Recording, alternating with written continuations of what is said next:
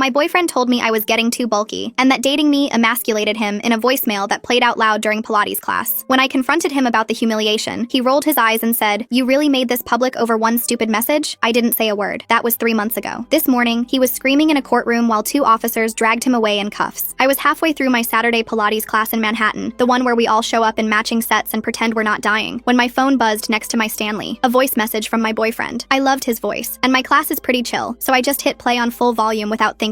"I don't like how much you've been working out lately. It's getting obsessive." My stomach dropped, but it got worse. "You're getting too bulky. Your shoulders are literally wider than mine. It emasculates me when we go out." Then the final blow. I didn't sign up to date a man. In a room full of hourglass baddies, I felt like the ugliest piece of shit ever. But I didn't even have time to cry, because when I looked up, the entire room was completely silent. 20 women, all frozen mid-plank, just staring at me. I wanted to dig myself into a hole and die. Then the instructor, Sophia, turned off the music. "Ladies, did we all just hear what I think we heard?" I still couldn't look up. My hands were literally shaking on the reformer handles. "Honey, look at me." That was Miranda. She's one of those perfect Upper East Side women who somehow looked perfect even while sweating. But her face wasn't disgusted. She was pissed. "Play that again," Sophia said. "What? No, it's play it again." I did. This time the reactions were immediate. Someone said, "Oh hell nah." Another woman actually laughed, but like an angry, disbelieving laugh. Sophia walked over to me. "How long have you been coming here?" "6 months," I whispered. "And in those 6 months, you've gotten stronger, more confident, and absolutely stunning. You know what you haven't gotten? Bulky. You're snatched." Miranda pulled out her phone. "What's his Instagram?" "Why? Just trust me," I told her. Within like 10 seconds, she was scrolling through it. "Okay, this guy is an effing joke. Look at this, ladies." She held up her phone. "He follows nothing but fitness models. Every single one. Like absolute muscle mommies. So he likes strong women, just not when it's his girlfriend?" This from a woman in the back I'd never even talked to. "Classic," someone else said. Sophia clapped her hands. "Okay, new plan for today's class. We're going to make sure our girl here gets the fattest pump of her life." She looked at me. "And don't even think about trying to pay for this class. Or next week's. Or the week after that." The entire energy shifted. Like, completely. Suddenly I was in the center reformer, and Sophia was basically giving me a personal training session while everyone else followed along. "Lower on that lunge. Yes, girl. 8 down." Miranda was filming everything. So was the woman behind me. And the one across from me. Like, everyone had their phones out. "Are you guys going to join in or—" "Girl, shut the fuck up. Just focus on your form," Miranda said with this little wink. Every time I did something good, someone would cheer. When my legs started shaking during the plank series, 3 women started counting down with me. "You got this!" 5 more. 4 exclamation mark. This older woman, probably like 60-something but absolutely killing it on her reformer, goes, "My ex-husband said the same thing to me 30 years ago. I stopped working out. Biggest regret of my life. Don't you dare dim your light for that insecure little boy." The teenager in the corner, probably some NYU student, added, "My boyfriend literally brags about how strong I'm getting. That's what real men do." By the end of class, I was fucking dead but felt incredible. My legs were shaking more than they ever had with Preston. Sophia had basically given me a personal training session worth like $300, and everyone had stayed an extra 15 minutes just to make sure I finished strong. As we were cooling down, the girlies were all hyping me up while snapping live photos of me, and I felt really good about myself. So when they put it on their Instagram stories and tagged me, I reposted them all with the song Flowers by Miley Cyrus, with the part that says, "I can buy myself flowers," with the lyrics on, obviously LOL. My phone started blowing up almost immediately. Like, the notifications wouldn't stop. His sister swiped up joking about how I was out of Preston's league. His girl best friend told me my body was tea. I don't know if it was the endorphins or the fact that 20 women just spent an hour hyping me up, but I felt loved. So I did something I never would have done before. I sent his mom the voice message. "Mrs. Davidson, I think you should hear what your son said about me." I spent the next 5 minutes detailing everything her son said and how it made me feel. She opened it immediately. Those 3 dots appeared and disappeared like 5 times. She ended up spamming me with voice recordings. "Are you fucking kidding me right now?" Her Long Island accent was thick when she was mad. "I did not raise him like this. I'm literally shaking. This is disgusting behavior." Second message, "Honey, you need to leave him. I'm not even saying this as his mother. I'm saying this as a woman. This is not okay." Third message, "I'm calling him right now. Actually, no, I'm driving to his apartment. This ends today." It was around 4 p.m. by this point, and I was tired AF, so I took a fat nap. And when I woke up, I noticed my phone had been bombarded with dozens of texts and missed calls, all from Preston. The first voicemail was angry. The second was threatening. By the 10th, he was practically begging to talk about this rationally. "Just kidding. There's no channel. This all happened like 2 hours ago, and I'm still shaking." Around 6 p.m., I was sitting on my couch scrolling through literally hundreds of DMs from women sharing their own stories when I heard Preston's key in the lock. My whole body tensed up. He pushed the door open and stood there looking like absolute garbage, his button-down wrinkled, eyes all red and puffy, still wearing the same clothes from yesterday when he'd left for his friend Derek's place. He didn't say sorry or ask if I was okay or anything normal. His first words were asking why I had to make this public, and the way he said it, like I was the one who did something wrong, made my stomach turn into knots. He started pacing around my living room, running his hands through his hair over and over, telling me his phone hadn't stopped going off since noon, that his boss had seen the Instagram stories because his coworker's wife follows me, that everyone at his office was laughing at him behind his back, that his mom wasn't answering any of his calls. He said I'd ruined his life over one stupid voice voicemail, and I literally couldn't believe he still didn't understand what he'd actually done. I stayed calm and told him I didn't ruin anything. I just shared his exact words in his own voice, that he ruined things himself by saying them. He lunged toward the coffee table trying to grab my phone, saying we needed to fix this together, but I snatched it away and told him there was no we anymore, not after what he said. His whole face changed from desperate to angry when he realized I was actually serious about breaking up. He asked if I was really going to throw away 2 years over this, said he was just being honest about my body changing, and hearing him double down instead of apologizing made me know I was making the right choice. My phone buzzed with a text from Miranda asking if I was safe because she'd seen his location at my building on Find My Friends, saying all the women from class were on standby if I needed them. That message reminded me I wasn't alone in this, and I told Preston he needed to leave my apartment and put his key on the counter before he left. He dropped onto my couch instead, crossing his arms and saying we needed to talk through this like adults. And when I said I'd call building security, he laughed this bitter laugh and said I'd already destroyed his reputation, so what was a little more drama? His manipulation was so obvious now that I couldn't believe I'd dated him for 2 years without seeing it. I went to my bedroom and locked the door, immediately texting Sophia and Miranda that Preston wouldn't leave my apartment. Within maybe 2 minutes, they'd created a group chat with 12 women from class, every single one offering to come over right away, and Olivia sent me a recording she'd made of Preston screaming at someone on the phone outside the Pilates studio earlier, saying I was a crazy bitch who was trying to ruin his life. Through my bedroom door, I could hear him on the phone with Derek, loudly complaining about how I was being dramatic and ruining his life over nothing, and then his voice got quieter, but I still heard him say something that made my blood run cold about how I was going to regret this when I realized what he knew about me. I sat on my bed trying to figure out what Preston could possibly know that he'd use against me, thinking about all the things I'd told him over 2 years, I'd shared when I trusted him completely. The thought of him using any of those private conversations as weapons made me feel physically sick to my stomach. My doorbell started ringing over and over, and I heard Preston get up and answer it, and then I heard his mom's voice, absolutely furious, yelling at him in her thick Long Island accent about driving all the way from Manhasset to find out her son was a misogynistic piece of garbage, telling him to get in her car right now. Preston started yelling back at his mom that I was being dramatic and making everything about me, while she grabbed his arm and physically dragged him toward my door. He kept insisting she was taking my side because she always liked me better than him, and that's when Mrs. Davidson stopped dead in her tracks and turned to face him. Talk about group fitness taking on a whole new meaning. 20 women just turned a Pilates class into the most supportive intervention I've ever seen, complete with free sessions and instant social media justice. She told him maybe that was because I never gave her a reason not to like me, while he seemed determined to prove he was exactly the disappointment she was seeing right now. The look on his face went from angry to shocked, and he tried to pull away from her grip, but she held on tight and kept pulling him toward the door. I could hear them arguing all the way down the hallway, their voices echoing off the walls until finally everything went quiet. About 15 minutes later, I heard my front door open and close really softly, and I peeked out of my bedroom to see my apartment empty, except for Preston's key sitting on my kitchen counter. Next to it was a handwritten note on a piece of paper torn from my grocery list pad that said she was sorry, and I deserved so much better, and she'd make sure he didn't bother me again. Signed, Helen. My hands were shaking as I picked up the key and the note, and for the first time since this whole mess started, I felt like I could actually breathe again. I ordered Thai food from my favorite place down the street and set up my laptop on the coffee table to FaceTime with Miranda and Sophia, while I ate pad thai straight from the container. They were both home and immediately started doing these dramatic readings of all the supportive DMs I'd been getting, including one from some professional bodybuilder who offered to be my gym boyfriend to make Preston jealous. Miranda was using this deep voice pretending to be the bodybuilder guy, and Sophia was dying laughing, and for a few minutes everything felt normal again, like this was just another Saturday night gossiping with my girls instead of the worst day of my life. We stayed on for like 2 hours, and they made me promise to text them if I needed anything, even if it was 3 in the morning. When I finally went to bed, I actually managed to fall asleep pretty fast, probably because I was emotionally exhausted from everything. But when I woke up Sunday morning and grabbed my phone to check the time, I saw 47 missed calls from Preston and a wall of texts that started at 2 a.m. The first ones were apologizing and saying he didn't mean what he said, then they got angry about me turning his mom against him, then pathetic begging me to just talk to him, and the last one sent at 4 a.m. made my blood run cold. He wrote that he knew about my eating disorder in college and asked how my Pilates friends would feel about that, and I literally felt sick to my stomach because I'd told him that in confidence over a year ago when we were having a deep conversation about our pasts. I immediately started taking screenshots of everything, my hands shaking so bad I could barely hold the phone steady, and sent them all to the group chat with Miranda and Sophia. Miranda responded within seconds saying this was blackmail, and her ex tried the same thing and I needed to save everything for evidence. Sophia added that she'd struggled with an ED too, and anyone who would weaponize that was absolute trash, and she'd personally tell the whole class if he tried anything. Their messages made me cry with relief because I'd been so scared they'd judge me or think differently of me, but instead they were just protective and angry on my behalf. Around 2 that afternoon, Preston's sister Jasmine called me, and she sounded really upset as she told me Preston had shown up at her apartment at 5 a.m., completely drunk and ranting about how I'd turned everyone against him. She said she'd been recording his voicemails to her because she was worried about my safety and wanted documentation if I needed it for anything legal. I thanked her and we talked for a few minutes about how she'd never seen him act like this before, and she was honestly scared of what he might do next. After we hung up, I spent the rest of the afternoon deep cleaning my apartment, stripping the bed and washing all the sheets, throwing away his toothbrush and the body wash he kept in my shower, and packing up everything else that reminded me of him. I found one of his hoodies in my closet, and instead of feeling sad, I just felt relieved that I wouldn't have to see it anymore. Miranda texted me about doing some cleansing ritual where we'd burn all his stuff, but I just put everything in a bag for donation because I didn't want to deal with setting anything on fire in my apartment. Monday morning, I got to work early trying to get back to normal, but when I walked into my office, there was this huge bouquet of roses on my desk with a card that said he was sorry for everything and to please give him another chance, signed with just a P. My coworkers were all gathered around cooing over how romantic it was, but I felt like I was going to throw up. I picked up the whole arrangement, walked straight to the break room trash can, and dumped the entire thing, vase and all, making sure everyone saw me do it. About an hour later, my boss called me into her office looking concerned, and she told me Preston had called the company's main line trying to reach me since I'd blocked his number. She asked if this was going to affect my work or if we needed to involve security, and I assured her it wouldn't, but appreciated her having security keep an eye out just in case. During my lunch break, I was eating my salad at my desk when my phone buzzed with a text from Derek, Preston's best friend from college, asking to meet for coffee to clear the air and help fix things between us. I politely declined, but he kept pushing, saying Preston was really struggling and not himself, and I needed to understand his side of things. I blocked Derek's number too because I didn't need anyone trying to guilt me into taking Preston back or making excuses for his behavior. The rest of my workday dragged on, and by 6 o'clock I was packing up my stuff to head home. The subway platform was packed with the usual Monday evening crowd, but something felt off. I kept catching glimpses of baseball caps in my peripheral vision, and my heart would race every single time. A guy in a Yankees cap stood too close behind me on the escalator, and I practically ran up the steps. Another man wearing a Mets cap sat across from me on the train, and I switched cars at the next stop, even though it made me late. By the time I got to my building, I was exhausted from checking over my shoulder every 5 seconds. The doorman waved at me like usual, and I took the elevator up to my floor. When the doors opened, I froze. Preston was sitting on the floor outside my apartment with a pizza box and a bottle of wine next to him. He looked up with this weird smile and said we should have our regular Monday dinner like nothing had happened. I immediately backed into the elevator and pressed the lobby button over and over until the doors closed. My hands were shaking so bad I could barely dial the building security number. The security desk told me to wait in the lobby while they sent someone up to deal with him. I texted my landlord about changing the locks and getting Preston banned from the building while I waited. She texted back immediately that Mrs. Davidson had already called her that afternoon, and the paperwork to officially trespass him would be done by tomorrow morning. About 30 minutes later, the security guard called to tell me Preston had been removed from my floor. The guard, an older guy named Carl who'd worked there forever, said Preston had been really agitated and kept yelling about his rights and how they couldn't keep him from his girlfriend. Carl offered to do extra rounds past my floor that night, which made me feel a little safer. I finally went back up to my apartment and triple-checked all the locks before collapsing on my couch. The next morning, my alarm went off at 6, and I grabbed my phone to check the time. My Instagram was blowing up with notifications, which was weird since I hadn't posted anything. When I opened the app, my stomach dropped. All my recent posts were gone. Every single workout video, every progress pic, everything from the past 2 years had been deleted. Instead, there were old photos from college when I was super skinny and clearly not healthy. The bio had been changed to say natural skinny is better than bulky muscles. My hands were literally shaking as I realized Preston must have remembered my password from when we were dating. I immediately started trying to recover my account while texting the group chat about what happened. Miranda was awake and started screenshotting everything before it could get taken down. Sophia texted that this was criminal harassment and I needed to document everything. Olivia said she could help trace the IP address since she was studying computer science at NYU. While I was dealing with all this, Mrs. Davidson called me. She was absolutely mortified about the Instagram hack and said Preston hadn't come home last night. She'd found his laptop open on the kitchen counter with my Instagram page still up on the screen. She'd already taken photos of everything and was heading to the police station to file a report as a witness. I thanked her and tried to get ready for work, but I couldn't focus on anything. At the office, I sat at my desk staring at my computer screen, but none of the presentations made any sense. My colleague Sarah brought me coffee without me even asking, and that small gesture made me tear up. I realized how messed up it was that Preston had made me so paranoid about people just being nice to me. At lunch, I met with a lawyer Miranda had recommended who specialized in harassment cases. She looked through all my screenshots and documentation and said I definitely had grounds for a restraining order, especially with the Instagram hack and the threatening voicemails. The retainer fee was more than I wanted to spend, but I handed over my credit card anyway because my safety was worth it. I got back to the office around 3 and was trying to catch up on emails when reception called my desk phone. They said 2 men were in the lobby asking to see me, and one of them was getting aggressive. Preston's playing every page from the Toxic Ex handbook like he's studying for finals. Threats, guilt trips, hacking, and now sending his backup squad to the office. This guy's collecting red flags like they're Pokemon cards. My stomach sank when they described Preston in a suit with Derek next to him. I told reception to call security while I grabbed my stuff and headed for the back stairwell. I could hear Preston's voice getting louder as I slipped out the back entrance. My boss saw me practically running out, and I quickly explained what was happening. She immediately said I could work from home for the rest of the week and to stay safe. My hands were shaking as I ordered an Uber and kept checking behind me while waiting outside the building. The driver took forever, and I kept thinking Preston might come back any second. When I finally got in the car, my phone started buzzing with texts from Jasmine. She was sending voice messages saying Preston had been calling everyone in their family all day trying to get them to pressure me. Their aunt apparently told him off and hung up on him. Their cousin blocked him after after he sent this long rant about how women stick together to destroy men. Jasmine said she'd never seen him act this crazy before, and she was worried about what he might do next. I texted Miranda asking if I could crash at her place because I didn't feel safe going home. She immediately said yes and sent her doorman my photo so I could get in. Her apartment on the Upper East Side was like something out of a movie with floor-to-ceiling windows and marble everything. She had already ordered Chinese food and pulled out this expensive ice cream from her freezer. We put on Love Island, but I couldn't focus on anything. Every time my phone buzzed, I jumped thinking it was Preston finding another way to contact me. Miranda noticed and flipped my phone face down on the coffee table. She told me to just breathe and that I was safe here, but I couldn't shake this feeling that he was going to show up somehow. The next morning at 7, my lawyer called saying she'd filed for an emergency restraining order based on all the harassment. The hearing was set for Friday morning and Preston would be served papers today. She warned me he'd probably react badly when he got them and suggested I stay somewhere else for a few nights. I was still at Miranda's when Sophia called me that afternoon, completely panicked. Preston had shown up at the studio during the lunch class demanding to know if I was there. He was telling everyone I was mentally unstable and off my medication, which was completely made up. Several women filmed him getting dragged out by building security while he kept screaming about me being crazy. The studio was pressing charges for trespassing, and Sophia said he looked totally unhinged. About 2 hours later, the studio manager called to tell me they'd put Preston's photo at the front desk. If he came back, they'd call the police immediately. She said 12 different women from various classes had already come forward saying they'd testify about witnessing his harassment if I needed them to. That evening, I finally called my mom in Ohio to tell her everything that had been happening. She listened quietly while I explained about the voice message and everything that happened after. Then she said she never liked him because he'd always interrupt me when I was talking. She offered to fly out, but I told her I was okay, even though I wasn't really. Just hearing her voice and knowing she believed me without question was enough to keep me from completely falling apart. The next morning, my lawyer called to say Preston had been served the restraining order papers at his office. Within an hour, his mother was calling me crying and apologizing over and over. She kept saying she'd failed as a mother, and this was all her fault somehow. I told her it wasn't her fault, but she insisted on covering all my legal fees as the least she could do. That afternoon, Derek texted me from a new number with screenshots from Preston's group chat with their friends. Preston was telling everyone I'd been cheating on him and doing drugs, and that I'd set him up. The messages were getting more and more delusional with each screenshot Derek sent. He said he was sharing these because the guys needed to know the truth, and he was disturbed by how Preston was spiraling. I forwarded everything to my lawyer, who said it was perfect evidence of defamation if I wanted to pursue it. She mentioned we could expand this to a civil suit, but I just wanted Preston to leave me alone. The idea of any connection to him, even through court stuff, made me feel exhausted and sick. That evening, I went back to my apartment for the first time in 2 days to grab more clothes. Everything looked normal, but it didn't feel like home anymore. The space felt wrong, like Preston's presence had contaminated it somehow. I packed quickly while checking over my shoulder constantly and jumping at every little noise from the hallway. I grabbed what I needed and got out of there fast, spending another night at the hotel even though my bank account was crying about it. The next day passed in a blur of work meetings where I could barely focus and constant checking over my shoulder whenever I left the office. That evening around 7:30, I was finally leaving my building after grabbing more stuff when I saw it. Preston's car parked right across the street with him, just sitting there watching me through the windshield. My whole body went cold, and my hands started shaking as I pulled out my phone to take photos and videos of him sitting there staring at me. The restraining order hadn't been approved yet, so technically he wasn't breaking any law, but I called 911 anyway and told them I felt unsafe with my ex watching my building. I stayed in the lobby with the doorman, who kept asking if I was okay while we waited for the cops to show up. 2 officers arrived about 30 minutes later and walked over to Preston's car while I watched from inside. I could see him gesturing and talking with his hands moving all over the place, probably giving them some story. One officer came back inside and told me Preston claimed he was just parked on a public street and happened to be in the neighborhood visiting a friend. They couldn't arrest him, but they'd told him to leave and were documenting everything for my restraining order case. I stayed in the lobby for another hour until the doorman confirmed Preston's car was gone, and even then I was too scared to go back to my apartment. The next morning, I had to be at court by 9 for the restraining order hearing, and my stomach was in knots the whole subway ride there. Walking into that courtroom and seeing Preston already there in his best navy suit with an actual lawyer next to him made me want to throw up. He was sitting there looking all professional and calm, like he was the victim in this whole thing. The judge started reviewing all the evidence while Preston sat there with this fake concerned expression on his face. His lawyer stood up and started talking about how the voice message was taken out of context and how I'd orchestrated a social media hate campaign against his client. My lawyer stayed calm and just laid out the timeline showing every text Preston sent after I blocked him and how he hacked my Instagram and posted those photos. The judge looked at Preston and asked him directly why he accessed my Instagram account without permission. Preston's lawyer tried to answer, but the judge cut him off and said he wanted to hear from Preston himself. That's when everything changed because Preston couldn't keep his cool anymore and started ranting about how I made him do these things by humiliating him. He actually said I was probably sleeping with someone from that Pilates class, and that's why I was trying to get this restraining order. The judge told him to stop talking and granted the restraining order for 1 full year effective immediately. Preston stormed out with his lawyer basically running after him, trying to calm him down. I sat in a coffee shop afterward feeling weirdly empty instead of happy about winning. The barista noticed my shaking hands and brought me a free cookie with a little heart drawn on the napkin, which made me tear up. These random acts of kindness from strangers kept hitting me harder than they should. I texted the group chat about the restraining order and my phone basically exploded with celebration messages and hearts and champagne emojis. Sophia said tomorrow's Saturday class would be a celebration of strength in my honor, and Miranda said she was bringing actual champagne for after. For the first time all week, I felt like maybe things would be okay. That evening, Mrs. Davidson texted me that Preston got fired from his job because apparently his company has a zero-tolerance policy for employees with restraining orders. She said the scene he made when they served him at work didn't help, and now he was moving back to her house on Long Island, and she was getting him into therapy whether he wanted it or not. Saturday morning, I walked back into the Pilates studio for the first time since everything started, and everyone literally started clapping, which was super embarrassing, but also made me feel so supported. Sophia had adjusted the whole workout to be empowering, but not too intense, and everyone kept checking on me throughout the class. After class, I finally went back to my apartment to actually stay there, and the silence felt different than before. Every little sound made me jump and wonder if Preston had found some way around the restraining order even though I knew that was impossible. I double-checked all the locks and closed every single blind and curtain, which I'd never done before in the 3 years I'd lived there. The next morning, my phone woke me up at like 11 with Jasmine calling, and she sounded really upset, so I picked up right away. She told me Preston had been posting all over Reddit, making himself look like the victim and saying I was part of some toxic gym cult that turned me against him. She'd been trying to report his posts and comment with what really happened, but he kept making new accounts every time one got banned. I pulled up Reddit on my laptop while she was still talking, and found one of his posts in a relationship advice sub with like 300 comments already. Preston's Reddit crusade really puts the X in extremely online. Nothing says I'm totally stable, like creating multiple accounts to fight strangers about your restraining order while living back with mom. He wrote this whole thing about how his girlfriend got brainwashed by her Pilates class and turned violent when he tried to express concern about her obsessive workout habits. The comments were split between people calling him out for being controlling and others actually believing his version. Jasmine said she'd screenshot everything for evidence, but it was making her sick seeing him twist everything around. I spent the rest of Sunday going through his posts and taking screenshots of my own, while also packing a bag in case I needed to leave my apartment quickly. Monday morning came way too fast, and I had to go to work even though I barely slept. I got to the parking garage at 8 and walked toward my car, but stopped dead when I saw all 4 tires were completely flat. Not just flat, but actually slashed with huge cuts in the rubber. My hands started shaking as I called building security, and they came down within minutes to look at the damage. The security guard called my boss while I stood there trying not to cry, and she came down to the garage herself looking absolutely furious. She told me to go wait in her office while they pulled the security footage and called the police. 2 cops showed up within an hour and went through the footage with security while I sat upstairs trying to focus on work, but mostly just staring at my computer screen. My lawyer called when I texted him about the tires and said if we could prove it was Preston, this would violate the restraining order and he'd go to jail. Around 2 in the afternoon, the detective came up to tell me they had clear footage of someone in a hoodie and baseball cap slashing my tires, but the person's face wasn't visible. The build looked wrong for Preston though, because this guy was taller and broader in the shoulders. I immediately thought of Derek and told the detective about him being Preston's best friend from college. Within an hour, they had Derek at his apartment and he cracked immediately when they showed him the footage. He admitted Preston paid him $500 to mess with my car and send me a message, but swore he didn't know about the restraining order. The cops arrested Derek on the spot and put out a warrant for Preston for conspiracy to violate the protective order. I was still at work trying to process everything when Mrs. Davidson called me at 6, completely hysterical. She was crying so hard I could barely understand her, but she managed to tell me Preston never came home after Derek got arrested. She found a note in his room saying he was going to fix things once and for all, and she was terrified of what that meant. She'd already called the police and they were at her house, but nobody knew where Preston went. I left work immediately and drove straight to Miranda's apartment because I didn't want to be alone, and she lived in a doorman building with good security. She let me stay in her guest room and made me tea while I called my lawyer to update him on everything. The police put out an alert for Preston that night, and my lawyer told me I should stay somewhere unpredictable for the next few days just to be safe. Sophia texted offering her guest room, which seemed random enough that Preston wouldn't think to look there, so I accepted. I went back to my place with Miranda to pack more clothes and realized how insane this all was, because just a week ago, my biggest worry was whether my shoulders looked too big in tank tops. Tuesday morning, I woke up in Sophia's guest room to her cat jumping on the bed and the smell of coffee brewing in the kitchen. She was making eggs and had the news on, and everything felt so normal, except for the fact that I was hiding from my ex-boyfriend who'd basically lost his mind. I hadn't eaten a real meal in days because my stomach was constantly in knots, but Sophia made me sit down and eat breakfast anyway. Around 3 that afternoon, my phone exploded with texts from everyone I knew because Preston had been arrested at Newark Airport. He'd tried to board a flight to Miami using a ticket he bought with Derek's credit card information, but the airline flagged it as fraud. The cops grabbed him at the gate and charged him with criminal contempt, conspiracy to violate a protective order, and identity theft. His bail got set at $50,000 and his mom refused to pay it, saying he needed to face the consequences of his actions. Wednesday morning, my lawyer called with updates about Preston's case and said his lawyer was already pushing for a plea deal. They wanted to claim temporary emotional distress and get him mandatory therapy instead of jail time. The prosecutor wanted to know what I thought, but I honestly didn't know because part of me wanted him punished. But mostly I just wanted this whole nightmare to be over. That evening, I tried going to a yoga class at a different studio to get back to my normal routine, but I spent the whole time looking at every person who walked by the door. Every guy made my heart race, and I kept checking the exits and watching the windows. The instructor noticed I was freaking out and quietly asked if I was okay, and offered to walk me to my car after class, which was really nice, but also made me realize how messed up I'd become. Thursday morning, Derek's lawyer reached out to mine saying Derek wanted to testify against Preston in exchange for a lighter sentence. He had text messages showing Preston getting more and more aggressive when Derek first said no to helping him. The messages were honestly scary because Preston was threatening to ruin Derek's life if he didn't help and calling him every name in the book. Friday morning came fast, and my lawyer called to say Preston's bail hearing was at 10, and I didn't have to be there, which was a relief. She texted me updates as it happened, and apparently Preston completely lost it in court. He fired his lawyer right there in front of everyone and started yelling about being persecuted and demanded to cross-examine me even though I wasn't there. The judge shut him down hard and denied his bail modification request and sent him back to jail until trial. That afternoon, Mrs. Davidson texted asking if we could meet for coffee, and when I saw her, she looked like she'd aged 10 years in 2 weeks. Her hands were shaking as she pushed a box across the table with some of my stuff from Preston's apartment. She told me Preston had been diagnosed with narcissistic personality disorder, and looking back, there were so many signs she'd ignored or made excuses for. She kept apologizing over and over, and I could tell she was really broken up about everything her son had become. Saturday morning, I went back to Pilates for the first time in days, and Sophia had everyone doing planks when I walked in. I jumped in, and something just clicked, because I held that plank for 3 minutes straight, which was my personal best ever. Sophia announced it to the whole class, and everyone started cheering, and Miranda filmed it, and for those 3 minutes, I didn't think about Preston or court or anything. I actually posted the video myself this time with just a simple caption about getting stronger every day. Sunday, I started looking for a new apartment because I couldn't feel safe in my current place anymore. The realtor kept showing me buildings with doormen and security systems, and when I said I just needed a fresh start, she gave me this knowing look. She told me half her clients were women in similar situations, which was both sad and weirdly comforting. Monday morning, everything went to hell again when HR called me in, saying they'd received an anonymous email with fake intimate photos of me. The IT department traced it to a computer at the public library near the jail, and the prosecutor added more charges against Preston for cybercrimes and harassment. My boss called me into her office that afternoon, but instead of being mad, she offered me paid leave if I needed it and said the company would pay for counseling. She told me she'd gone through something similar 15 years ago and wished she'd had this kind of support back then. I started crying right there in her office, and she just handed me tissues and told me to take all the time I needed. Tuesday evening, I had my first therapy appointment, and when the therapist asked when I last felt truly safe, I couldn't even answer at first. Then I realized it was before I met Preston, because even during our good times, I was always watching what I said and did to avoid setting him off. Thursday, the prosecutor called with a plea deal offer for Preston, which was 18 months in jail and 5 years probation, plus mandatory therapy and a permanent restraining order. She said if he didn't take it, they'd go for the maximum 5 years and asked if I was okay with the deal. I thought about it overnight and decided I wanted closure more than revenge, so Friday morning, I told them to accept it. Preston's lawyer called back an hour later saying Preston would only take the deal if I admitted I overreacted, which made the prosecutor so mad she withdrew the offer completely. She said we were going to trial, and she was going for the maximum sentence now because that showed he had zero remorse. Saturday at Pilates, a new woman came up to me after class with tears in her eyes. She said she'd seen my story shared in a women's support group online, and it gave her the courage to leave her abusive boyfriend last week. She thanked me for being brave enough to share what happened and said I probably saved her life. It didn't make what I went through worth it, but at least something good came from all this pain. Tuesday morning, my lawyer called with news about the trial date being set for 3 months out. Preston's new lawyer was already filing motions trying to get the Instagram posts and voice message thrown out as evidence. He kept saying the posts were free speech and the voice message was private. The judge wasn't having any of it and denied every single motion. Preston's legal strategy of demanding his victim admit she overreacted really shows he graduated from the school of missing the point with highest honors. Way to tank your own plea deal, genius. 2 days later, I went to sign a lease on a new apartment across town. The building had a doorman and security cameras everywhere, plus you needed a key fob just to get in the elevator. The landlord was this older woman who took one look at my restraining order paperwork and said she'd had other tenants in my situation. She made sure I knew about the panic buttons in every room and the direct line to security. That Sunday, the Pilates crew came over to help me pack up my old place. Miranda brought champagne and Sophia brought moving boxes, while Olivia made a playlist of breakup songs. We went through 2 years worth of stuff, and every time we found something of Preston's, it went straight in the trash. When we found our old photos together, I didn't even feel sad anymore, just relief that it was over. Olivia wanted to burn them in some kind of ritual, but we just used the shredder instead. Friday evening, I had to go back to court because Derek was getting sentenced for helping Preston break the restraining order. The judge gave him 200 hours of community service and probation. Outside the courthouse, Derek stopped me and started crying, saying Preston had convinced him I was the crazy one. He'd been going to therapy and realized how messed up their whole friend group was. The next Wednesday morning, Preston's lawyer tried something really dirty by subpoenaing my medical records from 5 years ago. He found out I'd been treated for an eating disorder in college and wanted to use it to prove I was mentally unstable. My lawyer immediately filed to block it, saying it had nothing to do with the case. The judge agreed and actually fined Preston's lawyer for even trying that move. Monday afternoon was when things got really interesting because Mrs. Davidson had to give a deposition about her son. She brought emails and texts from 2 of Preston's ex-girlfriends who'd reached out after seeing the news. Both of them had similar stories about him getting controlling and angry when they tried to leave. One girl had gotten a restraining order 3 years ago that Preston violated twice. Saturday evening, Miranda set me up on a coffee date with her friend from work. The guy was perfectly nice and normal, but I spent the whole time looking for red flags in everything he said. When he reached reached for the sugar, I actually flinched, thinking he was going to grab me. He asked if I wanted to get dinner sometime, and I made up an excuse about being too busy. I wasn't ready to trust anyone new yet. Thursday morning, Preston had to complete his court-ordered psychological evaluation for the trial. The psychologist diagnosed him with narcissistic personality disorder and antisocial features. Preston's lawyer tried to spin it as an insanity defense, but the psychologist testified that Preston absolutely knew right from wrong. He just didn't care about the harm he caused other people. Tuesday afternoon, the prosecutor called with huge news that 2 more of Preston's exes wanted to testify. One of them still had the restraining order from 3 years ago, with documentation of every time he'd violated it. The prosecutor was adding more charges for stalking and harassment based on the pattern of behavior. Every Sunday morning, I kept going to Pilates, and my body was getting stronger than it had ever been. When I looked in the mirror, I didn't see the bulky shoulders Preston complained about. I saw muscles that had carried me through the worst time of my life. I posted a photo on Instagram not to show off my body, but because my smile finally looked real again. The weeks passed in a blur of lawyer meetings and prep sessions until Friday finally came, and my mom's flight landed at JFK. She hugged me so tight at arrivals that I could barely breathe. Back at my apartment, she kept touching everything like she was making sure it was real. We ordered Thai food and sat on my couch while she looked around at my new place with all its safety features. Her eyes got wet when she saw the security system panel by the door. She kept saying I looked different, stronger, but also harder somehow. That night, she slept in my guest room, and I actually slept through the whole night without checking the locks even once. 5 days later, we were at the courthouse for jury selection, and there was Preston across the room looking like he'd lost 20 pounds. His suit hung loose on him, and those perfect cheekbones looked sharp enough to cut glass. He kept trying to catch my eye, but I stared at the table in front of me while my lawyer took notes. When he figured out I wasn't going to look at him, he started muttering stuff under his breath until his lawyer grabbed his arm. The next morning, the prosecutor laid out Preston's pattern of abuse with screenshots and recordings and timelines on a big screen. Preston's lawyer painted me as some crazy attention seeker who planned everything to ruin his life because he dumped me. A few jurors frowned when he said Preston was the real victim of cancel culture. Friday morning came too fast, and suddenly I was on the witness stand for 4 straight hours going through every single thing that happened. The prosecutor had me walk through each piece of evidence while Preston's lawyer kept interrupting to object. During cross-examination, his lawyer kept pushing about how I wanted revenge and was trying to get famous from this. I kept my voice steady and just stuck to the facts even when he got nasty about my social media posts. When I talked about being scared to leave my apartment, some jurors looked really worried. That afternoon, Sophia took the stand and brought the security footage from the studio showing Preston trying to get in when he was never a member. She had all the sign-in sheets proving he'd never been there before. That day, he showed up screaming. Her voice got hard when she described how scared her other clients were. Monday morning, Miranda showed up with a whole binder of printed screenshots and walked the jury through every fake account Preston made. She showed them side-by-side comparisons proving the deepfake photos were edited from my Instagram. When she put the edited photos on the screen, a woman on the jury actually gasped. That afternoon, they brought in someone I'd never seen before, this small blonde woman who looked terrified. She was Preston's ex from 3 years ago, and she told the same exact story as mine, but worse. She had to move from Boston to Miami just to get away from him after he kept showing up at her job. She cried when she described finding him in her apartment one night just sitting on her couch in the dark. Tuesday morning, Preston demanded to testify even though his lawyer kept shaking his head no. He started out calm, but every time the prosecutor questioned something, he said his face got redder. He kept changing his story about why he was at the studio, and first said he was worried about me, then said I invited him, then said he had a right to be there. When the prosecutor showed him his own texts, he claimed they were taken out of context. Then she asked about the deepfakes, and he actually said they weren't that bad, and maybe I should be flattered. His lawyer put his head in his hands. Tuesday afternoon, the prosecutor went hard, asking him about every single lie he'd told. Preston lost it completely and stood up yelling that I deserved everything for humiliating him. He said women like me needed to learn our place and that he was just trying to teach me a lesson. The judge banged her gavel and threatened to hold him in contempt while his lawyer tried to pull him back down. The jury looked shocked, and one older man was shaking his head. Wednesday morning, both lawyers gave their closing arguments with the prosecutor, showing a clear timeline of how Preston went from mean texts to stalking to making threats. She showed how everything escalated after I didn't take him back, and how he couldn't handle losing control. Preston's lawyer tried to argue reasonable doubt, but even he seemed to know it was over from how quiet his voice got. The jury filed out to deliberate, and Preston finally looked at me with this expression I'd never seen before, like he finally understood he'd lost. 3 hours felt like 3 days, but then the bailiff called us back in, and everyone rushed to their seats while the jury filed in looking serious and not making eye contact with anyone. The foreman stood up with the paper shaking slightly in his hands and started reading guilty on the first count of criminal contempt, and Preston's head snapped toward me with his mouth open like he couldn't believe it. Guilty on stalking, guilty on harassment, guilty on cybercrimes, guilty on conspiracy. Each verdict hit him harder, and by the last one, his lawyer was holding his arm to keep him seated while Preston kept shaking his head and mouthing no over and over. The judge thanked the jury and scheduled sentencing for the next morning at 10, and Preston had to be escorted out because he wouldn't stop staring at me with this look that went from shock to rage to something like actual understanding that he'd lost everything. The next morning, the courtroom was packed for sentencing, and the prosecutor called me first for my victim impact statement. So I stood at the podium with my hands gripping the edges and talked about the nightmares and therapy sessions and how I still check my locks 5 times before bed. Preston's other ex went next and described years of looking over her shoulder and changing changing her number constantly and moving 3 times because she never felt safe. Mrs. Davidson spoke last about losing the son she thought she raised, and how she blamed herself for not seeing the signs earlier, and her voice broke when she said Preston needed help, not just punishment. The judge took his time reviewing everything before announcing 4 years in state prison plus 10 years probation, and a lifetime restraining order and mandatory psychological treatment, and Preston jumped up screaming about appeals and how this was all lies and conspiracy against him. Preston's courtroom meltdown really sealed the deal. Nothing says I'm totally innocent, like screaming at a judge after getting caught red-handed with fake photos, death threats, and a bonus personality disorder diagnosis. 2 officers had to physically drag him out while he kept yelling my name and threats about what would happen when he got out, and even his lawyer looked relieved when the doors finally closed behind them. Outside the courthouse, Mrs. Davidson hugged me so tight I could barely breathe, and promised she'd make sure Preston stayed away if he ever got out early, and would keep getting him help, because that's what mothers do even when their kids break their hearts. The prosecutor shook my hand and said I was one of the strongest witnesses she'd seen in 20 years of doing this work, but I didn't feel strong, just empty and tired and ready to move forward. Friday morning, I walked back into my office for the first time in weeks, and my coworkers didn't bombard me with questions, just welcomed me back with coffee and donuts, and my boss had put me on a new project developing a wellness app which felt perfect. Monday morning at Pilates, Sophia gathered everyone before class to announce they were starting a support group for women dealing with harassment and abuse, and 12 women immediately signed up, including 2 I'd never expected to need something like that. Saturday afternoon, I was unpacking the last box in my new apartment when I found my old journal from when Preston and I first started dating, and reading those early entries about how perfect and romantic he was made me see how slowly the control started, with little comments about my clothes, then my friends, then my body. I closed it and put it in a drawer, not as something to dwell on, but as proof of how far I'd come and how much I'd learned about what real love should look like. Thursday evening, the studio threw a celebration party they called Strength in Numbers, and woman after woman shared stories about controlling exes and workplace harassment and family members who tried to make them smaller, and I realized I wasn't special or broken, just part of a huge community of survivors. Tuesday morning, I woke up in my new place without immediately checking the locks or looking out the window for suspicious cars, and made coffee while actually enjoying the quiet instead of being scared of it. My shoulders were broader and stronger as I stretched, and I could feel the muscle I'd built not just in my body but in my spirit, and Preston's voice telling me I was too bulky seemed like something from another lifetime. That evening at class, Sophia announced we were doing endurance training and challenged me to hold a 5-minute plank, which seemed impossible, but the whole class started cheering and counting with me. My arms shook at 2 minutes and burned at 3, and at 4, I wanted to quit. But Miranda yelled that Preston was in prison where he belonged, and I was here getting stronger, and that gave me the push to hold on. The last 30 seconds felt like 30 hours, but every woman in that room counted down with me, and when I finally collapsed at exactly 5 minutes, they erupted in cheers and applause, and group hugged me on the floor. Sophia helped me up and said I wasn't the same person who played that voice message months ago, because that woman was scared and small, but this woman was unbreakable, and she was right, because Preston tried to make me weaker, but instead I became exactly what he feared most, which was strong enough to leave him, and brave enough to fight back, and powerful enough to win. Alright, that's a wrap on my end. Rolling up the old commentary mat. Appreciate you letting me be the snarky voice in the back of your head. Catch you in the next one. If you made it to the end, drop a comment. I love reading all your comments.